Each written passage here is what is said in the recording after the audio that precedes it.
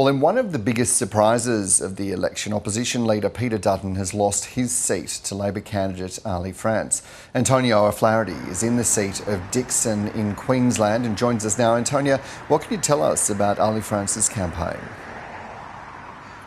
Well, certainly now she's being hailed as a Labor hero. That's because at the moment she's got an 8% swing. She's leading by almost 11,000 votes. She'll be the first person to unseat a leader of an opposition at a federal election. She, it's not the first time that she's run for election. She began her campaign for the seat of Dickson in the 2019 election.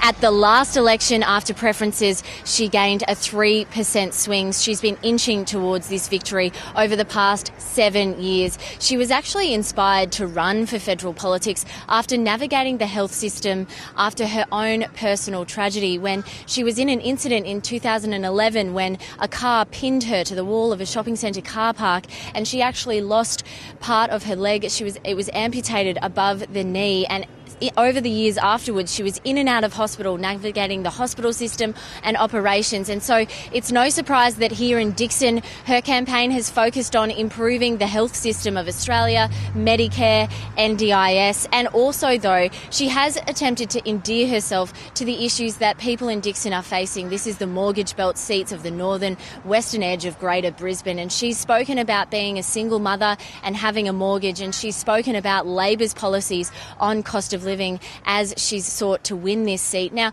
this is a seat that's been held by Peter Dutton for 24 years. He's held it at times with a razor-thin margin. So it's a seat that probably seemed unlikely that Labor would clinch, especially with the proposition of Peter Dutton hoping to become the next Prime Minister. However, Ali France has done it, and she spoke about those challenges at her acceptance speech last night. Back in 2018, I was told that Dickson was not winnable and it wouldn't be winnable until Peter Dutton retired.